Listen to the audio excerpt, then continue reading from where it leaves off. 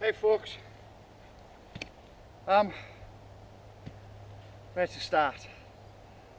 It's been a really difficult decision about whether or not to make this vlog.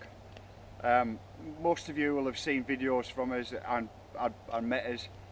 Will realise that I like to keep things quite light-hearted. It's mountain biking, it's fun, and so to talk about something quite serious. It has been hard. It's been playing on my mind over the past few days. I didn't know whether to make this or not, or whether to even raise it as a question or not. But it's kind of got to a point now where it should be opened up for discussion, and it should be something that we're talking about. I kind of have to appreciate that I've put myself in the position of I can't really voice opinion as me, Ben Eggleston, anymore. Anything that I put out there is going to come out as this is the official word from GNAR Bike Park, and you know, in this instance, I'm completely okay with that. That's fine, because it is what I think, and it does bleed over into the kind of whole vibe of this place. So it's been a tricky one. Could have kept it to myself and just maybe talked to my mates over it in the pub over a pint. But anyway, let's talk about this. Before getting into this though, I should say, and I should be completely honest, I'm hugely grateful to Red Bull for putting on the free, no cost live feeds of the World Cup races. I mean, we all love watching them, it's awesome, and the coverage is really good, it's really professional. They've got Rob Warner in there commentating, with Claudio. You know, it's the best thing. It's not on telly, but I was going to say it's the best thing on telly, but it's awesome. And for up until a few days ago, I probably would have argued that Rampage was the raddest thing out there. I mean, it's without any shadow of a doubt the gnarliest thing out there, and I probably would have argued that it was completely the best thing ever. But on Friday night and kind of over the weekend, there's been a bit of a kind of an uncomfortable, voyeuristic underbelly. It was present on Friday night. There was something that just didn't. It was like, I'm watching this, taking pleasure out of this. This feels weird, and it's tainted it. It's tainted the whole thing, and I don't know, without putting one of these out, whether you guys feel the same way about it. But if there's a few, you know, it doesn't have to be the majority, but if there's a few spectators and viewers, audience, I suppose, if there's a few of us that feel this way, then maybe it's time to reconsider. And maybe it's time to just have a think about how it's done.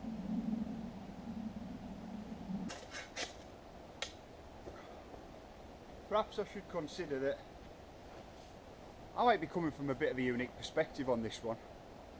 I hope it's one that you guys never get to experience. But I've been there and done that. Not Rampage, but I've been stuck in the back of an ambulance on a spine board and rushed to hospital and laid there waiting for that. If any of you have ever done it before, you'll know it's pretty scary, but laid there waiting to be reversed backwards into a CAT scan, and ultimately crossing your fingers and hoping that the news is going to be good. However, while I was lying there, I could at least think to myself, well, do you know what, I got up this morning and I chose to drive over to the place I was riding. I was by myself, wasn't filming anything, and I chose to try and gap that which wasn't a gap for me. And the only reason that I did it was for me, to see that if I could do it. And I think that's what's a bit weird. Is it just for the riders of Rampage? Is it just for them? I mean, I think it used to be. I think it started out that way, where, you know, can they ride down it? But now things have changed. I'm pretty sure we all appreciate that the pro riders, pro athletes, they aren't doing this for the prize money. And in between sort of October to January time is when sponsorship contract negotiations tend to happen. Not with every company, but with a lot of them within the cycling industry. These guys are the normal people, you know. They put their pants on one leg at a time. They've got to eat, they've got to pay the mortgage, they've got bills just the same as you and I, and that sponsorship money it's just the same as us earning a wage. It's got to happen. It's just a necessity of life. So with the timings of Rampage being at the very beginning of October and around these contract negotiation times, I've again not with every company, but I've seen it happen in the past where an athlete will just receive an email, not even a telephone call, just an email to say, you know, thanks very much for this past year. You've been great. You've had some great content, but we're not going to be sponsoring you next year. And it literally just as simple as that. Now, the thing where it gets weird is, are people attending? Are these pro riders attending Rampage because they want to push themselves, or are they doing it because they need to eat? You know, that's a pretty scary thought. I mean, we're talking about 70-foot drops, 72-foot canyon gaps, literally putting their life on the line. People shouldn't have to do that to eat. And you know what? They shouldn't have to do that for my viewing pleasure. That's the real crux of it. That's what made me feel uncomfortable. These guys all have to sign a waiver at the beginning of Rampage, obviously saying, you know, that they don't hold Red Bull responsible, and a waiver to technically say we're doing it because we want to. Do they? I don't know. The other thing is the press also have to sign a waiver to say that they won't publicise any bad crashes or injuries. Now there is a side to that for the families and the loved ones of those injured, you know, because they might not want that kind of thing splashing all over the MTV press before they've had to chance to release any official statements. There is also, from the 10th Rampage, there is also a kind of another side that doesn't sit that comfortably.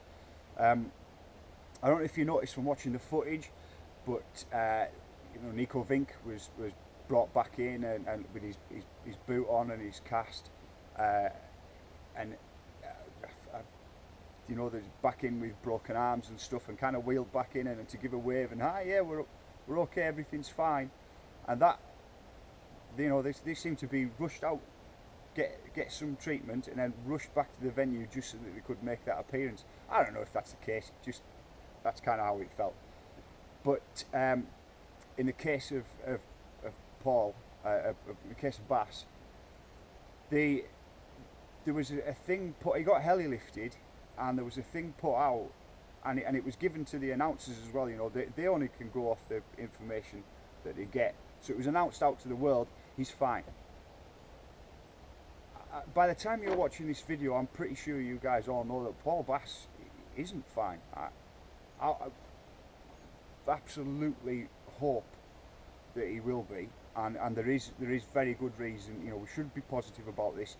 There's very good reason for us to believe that he will be. It's been a T12. I don't think it was quite a fracture. I think he shattered it, from what I can make out. No official thing.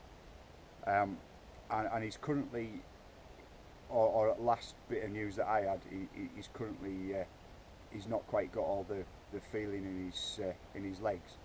Now, having done a bit of research about this, and this is the thing why we should be really positive and send out the positive vibes to him, is that this can happen.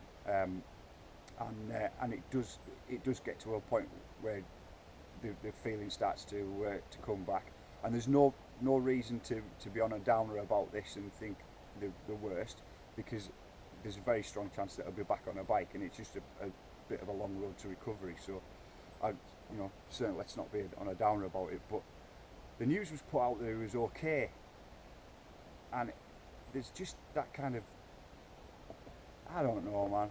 It's like if it was a genuine mistake, and the announcers were told that he's okay to tell us, the viewers, that he's okay, then fair enough. But just a bit hand in hand with it's wheel out the guys that have hurt themselves, and oh look, they're back from the hospital and they're all right, and they're giving the thumbs up and stuff. And I suppose I don't want that. I don't want that for my viewing pleasure. And if this, for whatever reason, if this ever gets to be seen by any of the pros, don't do it on my account, lads. Honest to God, I'm not that bothered, and I hope the sponsors and people from the industry would adults. For 1 week in the year, if that rider turned around and said, do you know what, Rampage has got a bit out of hand and I'm not going, if I was considering buying a new frame and it just so happened to that was the sponsored rider, am I going to go, well, he's not going to Rampage, so not buying that frame? No. That's the kind of plain truth of it. Doesn't really make any odds. I don't want to watch people putting their lives on the line for entertainment. It's not. I don't find it entertaining. It's not cool. It's a bit weird and a bit uncomfortable. Rampage is supposed to be a spectacle, and it's very much a spectator thing, and I didn't make it that. Red Bull have marketed that. They've even sold it off to NBC, and it's put on actual normal TV in America. So it's a spectacle event, and do you know what? As far as it's we're towards the end of 2015 now, and as far as the coolest things in the year go, because it's such a crazy event, and the limits are being pushed so far, it should really be one of the coolest things, or if not the coolest thing that I've seen all year. It's not. It's not. Any of the World Cups, I've enjoyed watching them more. Any of the Fest series edits, I enjoyed watching them more. And there's a thing about the Fest series as well.